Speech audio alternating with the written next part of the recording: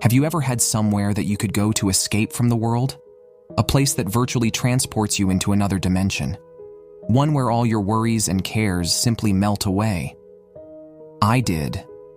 And I have always carried this place close to my heart. A cherished haven of love and memories. Before I talk further about this magical location, let us set the stage with a little background. Perhaps that will help to illuminate why a place is so important to me. When I was a small child, my father deserted our family. He left a trail of poverty and confusion in his wake. My mother was left alone to care for two young boys who had no idea where their dad was and why he wasn't coming home. She did her best, but struggled with her own mental health. Any ability she had to support this broken family was severely limited at best. My brother and I were alone most of the time, and when we did see our mom, she was typically with a new boyfriend. Hunger, sickness, and the dark hand of abuse ensued. The events of these days created wretched psychological scars that would take a lifetime to heal. However, when there is darkness, the light will always follow. For us, the light came in the form of a living angel, my grandpa. Recognizing the dire situation, he took us all into his small house and took care of us. I learned everything I know about kindness, love, and respect from this man. It could not have been easy for my grandpa to suddenly become a parent again. Nevertheless, he somehow managed to juggle his busy work schedule and make these true sacrifices for us. Despite the love he rained down upon us, I had become a very sad and withdrawn child. The events of the past year had taken their toll. I rarely spoke and had managed to isolate myself at a very young age. My teachers would constantly voice their concerns to my mother and described me as heartbreakingly shy. However, there was one place that managed to break me out of this secluded shell. My grandpa's cottage. Every summer, this busy man would drive my brother and me 3 hours north to his cottage. This tiny dwelling was nestled along the shores of a glistening lake. The property was surrounded by majestic pine trees whose crisp scent wafted through the air and open windows. Even today, whenever I smell pine, I am instantly transported back in time to this haven. As intoxicating as the smells were, it is the sounds that I remember the most. The deep, resonant sound of the croaking bullfrogs claiming their territory amidst the gentle lapping of the lake's waters. Their relentless calls would always lull me to sleep, the constant chirping of the crickets as they went about their nightly business. The sound of the loons, however, remains tattooed upon my brain. Their hauntingly lonely calls constantly echoed across the lake. My grandfather and I would watch them through our binoculars for hours upon end. I always felt like they were calling out to me personally, a poignant conversation between nature and child. It is in this environment that I thrived. I managed to break free from my stifling shell.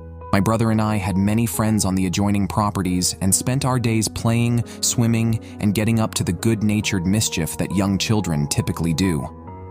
We would extend our play well into the night, playing hide and seek in the dark. Howls of laughter echoed out across the still lake.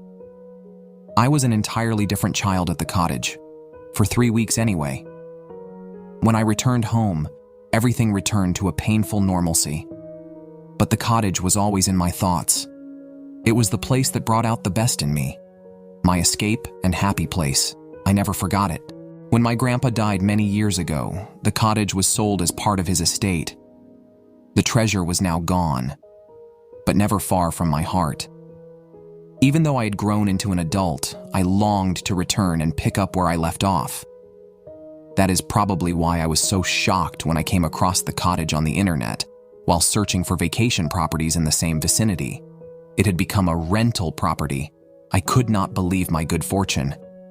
My wife and I quickly called the agent, and before we knew it, we had rented the property for the weekend.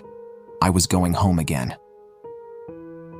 After a long drive, we made our turn off the highway and followed the winding driveway down to the cottage. My cottage. There it was. Nothing had changed. It looked exactly as I remembered, a little rundown, but the shell remained the same.